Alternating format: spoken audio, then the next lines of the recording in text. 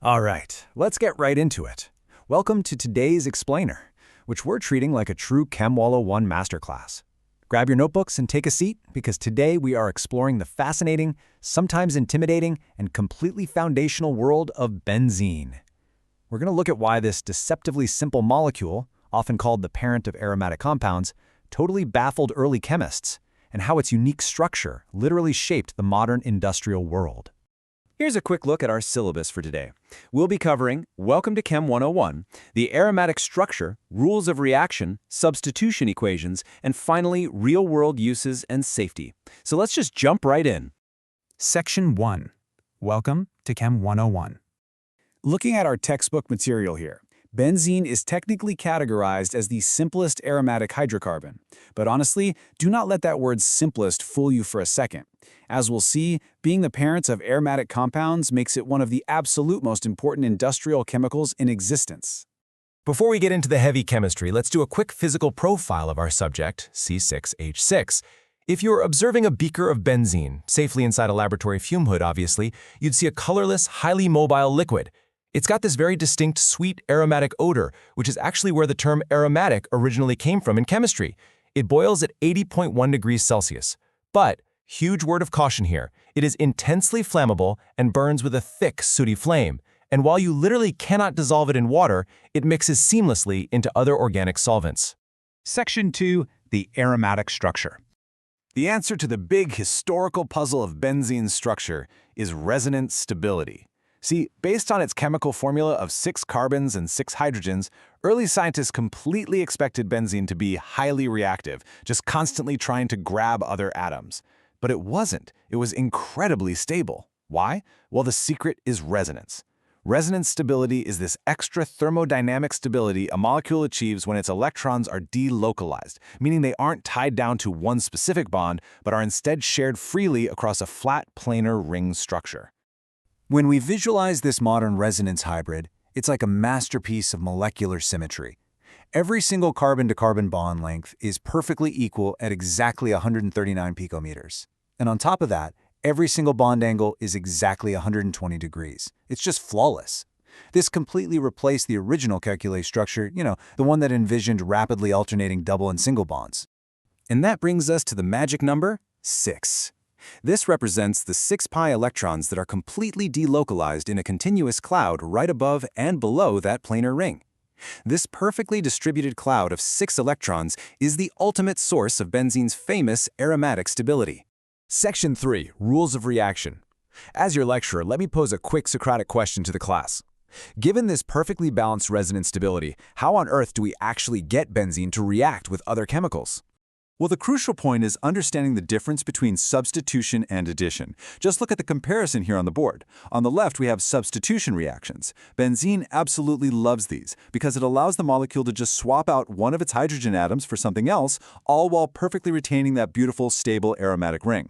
On the right, we have addition reactions. Benzene fights these tooth and nail. Why? Because adding new atoms directly into the carbon ring would break those delocalized electron bonds and literally destroy its aromaticity. Let's write this down as the golden rule of benzene. It chemically resists adding hydrogen gas, halogens, or hydrogen halides. It will always choose to undergo substitution rather than addition just to maintain its chemical identity and that vital electron cloud. It protects its ring at all costs. Section 4. Substitution equations. Let's hit the chalkboard and write these out as actual equations. First up, halogenation. Benzene plus chlorine gas, in the presence of an iron 3 chloride catalyst, yields chlorobenzene plus a byproduct of hydrogen chloride. Next is nitration. Benzene plus nitric acid over a concentrated sulfuric acid catalyst yields nitrobenzene plus water. Notice how the core ring structure survives completely intact both times. Moving right along to sulfonation, we have benzene plus sulfur trioxide, using our concentrated sulfuric acid catalyst, which yields benzene sulfonic acid plus water. But the real stars of the chalkboard here are the famous Friedel-Crafts reactions. For alkylation, benzene plus an alkyl chloride reagent over an anhydrous aluminum chloride catalyst yields alkyl benzene plus hydrogen chloride. And for acylation, benzene plus an acyl chloride reagent Again, over that anhydrous aluminum chloride yields acylbenzene plus hydrogen chloride. These specific reactions are absolute cornerstones of synthetic chemistry. Section 5. Real-world uses and safety. Stepping away from the theoretical chalkboard equations for a minute, industry actually relies on 3 primary methods for the physical preparation of benzene. First, there's fractional distillation, where it's extracted straight out of coal tar. Second is a wonderfully dramatic process called the trimerization of acetylene. This literally involves taking 3 molecules of acetylene gas and shooting them through a red-hot tube at 873 Kelvin to fuse them into a benzene ring. I mean, how cool is that? Finally, there's decarboxylation, which just involves heating sodium benzoate with sodium hydroxide and calcium oxide. Now, why go through all that trouble to make it? Because benzene's industrial footprint is absolutely massive. It's an essential solvent used in paints, varnishes, and processing rubber. It is the vital starting material for just countless other chemicals.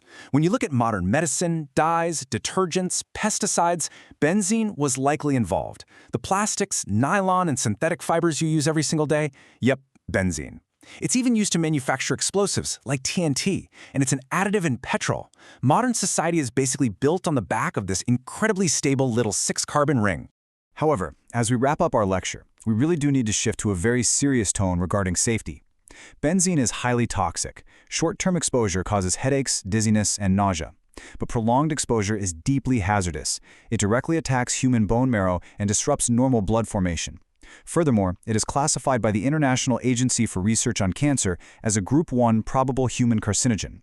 So it is strictly imperative that anyone working with benzene does so in well-ventilated areas, like industrial fume hoods, and avoids inhalation completely. Which leaves us with this final, somewhat provocative thought to wrap up today's masterclass.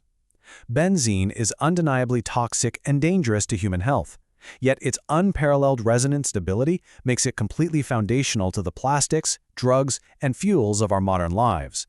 So, as the next generation of chemists and thinkers, how do we engineer safer, greener alternatives without losing the vital chemical utility that this brilliant little ring provides? It's a massive challenge, and for sure, one worth pondering long after this explainer is over. All right, class dismissed, and keep asking great questions.